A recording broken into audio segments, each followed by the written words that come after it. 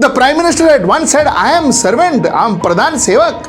I am not Pradhan Mantri Baba, I am Pradhan Sevak. This is how his service is. I heard somebody on television saying that, listen, you know what, NEET paper, ho gaya na NEET exams? People who are serious, who wrote the NEET exams, now they have passed NEET exams. So now we wait for the next leak? I blame the inefficiency of government, the ego of this government for not talking to these protesters. I only have one warning for this country. And that is,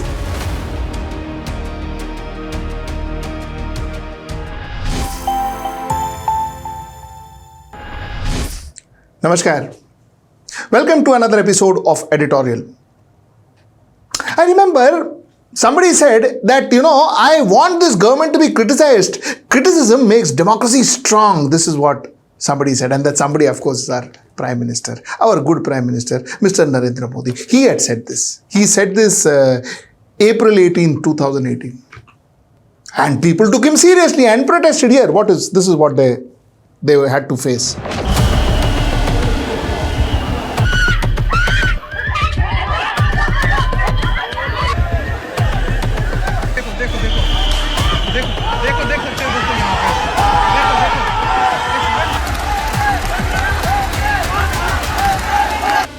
Government is questioned. When government is asked questions, when government is criticized, this is how government treats criticism. And where one side, like I told you, the Prime Minister says that, please criticize my government, please. The Prime Minister had once said, I am servant, I am Pradhan Sevak. I am not Pradhan Mantri Baba, I am Pradhan Sevak. This is how his service is. This is the service he renders. And this is exactly what is happening in this country. You see, then when there was a protest, when there is dissent, it now works like a toolkit. The first thing, a lot of IT cells and a lot of supporters, a lot of BJP supporters, the first thing they say is, oh, these people are funded by foreign hands. They are all funded by Soros, they are all funded by whatever foreign hands, China hand, Japan hand, they have funded foreign hands. Point one. Point two, they say they are anti-national. You see, all this, they are deliberately coming and doing things in this. They are asking questions, not for the good of the nation. It is to damage the nation. They are anti-national. Tool two. Tool three. Oh, they are anti-Hindu. You see how they insult our gods? They are anti-Hindu. This tool has worked everywhere. This tool has been used everywhere. Now, even people are aware of this tool. People understood exactly how a protest is being quashed. Anti-national, foreign funded, anti-Hindu. And end of the protest. And if nothing works, then we see this. This is unfortunate. This is unfortunate. I've been writing about this particular protest for a couple of days now. And the kind of feedback that I get from some viewers, very few, very percentage-wise, very few viewers, but all the same, some viewers is the same. What are you talking about? These are all foreign-funded organizations. These are all anti-nationals. You see, kids were hit. A lot of people say police also got injured. Of course, police got injured. And of course, that is not correct. Absolutely incorrect. Why police getting injured? Even some news media persons got injured. That too is not correct. But let me start with the kids. These kids who you're hitting, these are not somebody who came from some other world. These are our kids. Those kids are asking what? Those kids are asking for the right to education. Those kids are asking for a clean education system. Those kids are asking for their future, for a good future.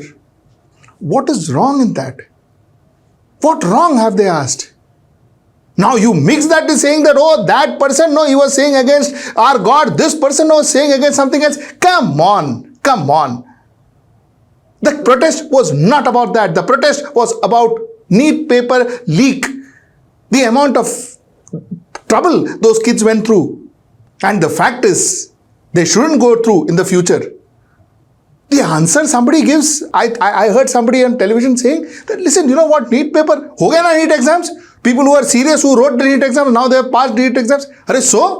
So now we wait for the next leak. And then the next and the next. Is this how you view things? That's my first question. My second question, let's come to police. Of course, police were hit. Police were injured. Absolutely sad. Absolutely sad.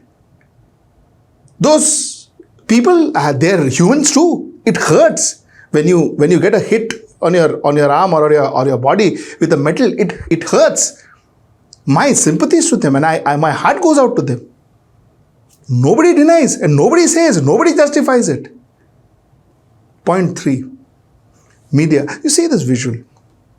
I don't know, this gentleman is from Times Now and he was hit because he was from Godi media, or that's what people say. Look, there's a huge debate whether it was right, it was wrong. How can you justify somebody being beaten like this?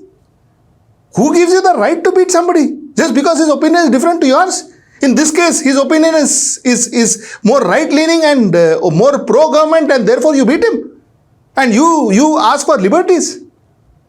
This can't be true, right? What is good for the geese is good for the gander, and that's precisely what the nation should understand. How can you beat journalists? Or how can you beat anybody for that matter of fact? How can you beat anybody? Mahatma Gandhi had put a stop to non-cooperation movement. Why? Because he didn't want violence to spread. When he saw violence spreading, he said the movement is important, but ensuring that violence doesn't spread is more important. The point that I'm trying to make is violence of any kind is bad. But that being said, why are you blaming the youth for the violence? I don't blame even the cops for the violence. I blame the governance for the violence, because finally all this emerged because of bad governance. All this emerged because the government didn't go and talk to these people. All this emerged because the government didn't feel it important to go and have a dialogue with these people. Isn't all of this the resultant of that? So why are you blaming the seeds, so whatever that cockroach party or the police? I don't blame any of them. I blame the inefficiency of government, the ego of this government for not talking to these protesters. And that's precisely what I want to tell you today. That's my point number 2. Point number 3. I think I need to also establish the fact that, you see, when the goalposts changed, when Sonam Wanchuk, first started off saying, he wanted resignation of Dharmendra Pradhan, and then he said, listen, the opposition should raise this issue in the parliament. I'm sure all of you all know about what I'm talking about. When this goalpost and all changed, I was very unsure about, why all this.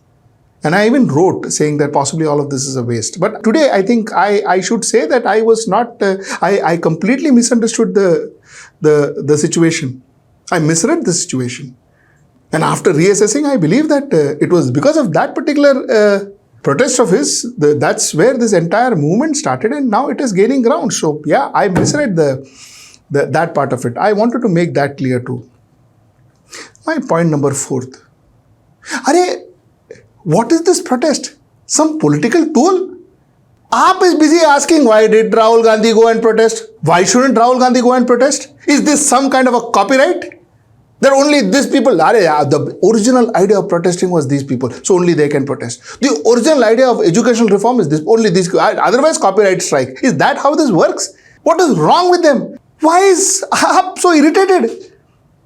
It is Mr. Sonam Wanchuk who told that opposition should come, opposition should raise this issue, opposition should magnify the issue. Rahul Gandhi did. Rahul Gandhi went and magnified the issue.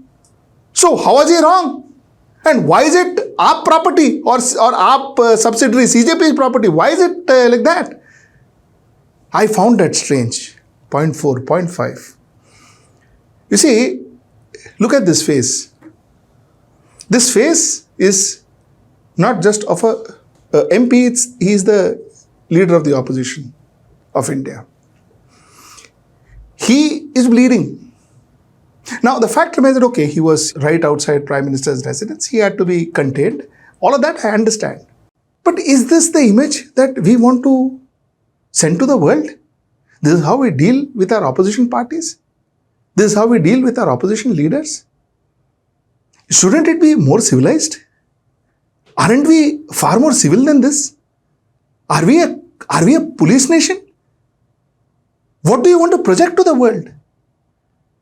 Do you think the way Rahul Gandhi was handled and the way that protest was stopped and everything was taken away is the right way to do it? And what about people saying it is it's a wrong precedence? What wrong precedence? This kind of protest outside the Prime Minister's house has happened many a times. Protest has happened outside even White House. The most guarded person in the world. Even there have been protests. So what of it? It's a protest. You're telling your Prime Minister, listen, I do not agree to what you did. Fair, eh? What is wrong in that? Till such time it is not violent. So that's another point I wanted to make. And my last point is, I think, while the protest is very important, necessary, I think the youth, they're venting their frustration. And they deserve to. They deserve to be heard. I only have one warning for this country. And that is, this particular monsoon session, they were to discuss the Ram temple donation scam. They were to discuss the E20, the ethanol row. They were supposed to discuss that. Most importantly, they were supposed to discuss delimitation. They were supposed to debate delimitation. They were supposed to ensure or try to pass this constitutional bill, which requires 2/3 majority. That is something that was supposed to happen in this particular parliament. My worry is with all this chaos going on, this is just a hypothetical situation. I'm just putting this hypothetical situation in front of you. With all this chaos going on at one end, the Ram temple donation not discussed goes under the carpet. The ethanol, not discussed, goes under the carpet. And one fine evening, we come to know that delimitation bill is passed. Because at the end of the day, what guarantee of your MPs? Who votes where? What guarantee of the MP? What if that happens? What if all of this happens? And after everything, Dharmendra Pradhan resigns. End of the protest. What happens then? Is this a possibility? I think it is. Is it something that is going to happen or 100% happen? All that I don't know. I'm just trying to put up a hypothetical situation in front of you. But I want my audience to be mindful. What if a situation like this happens? Think about it. Let me know your comments in the comment box below. And I'll see you tomorrow at 10. Namaskar.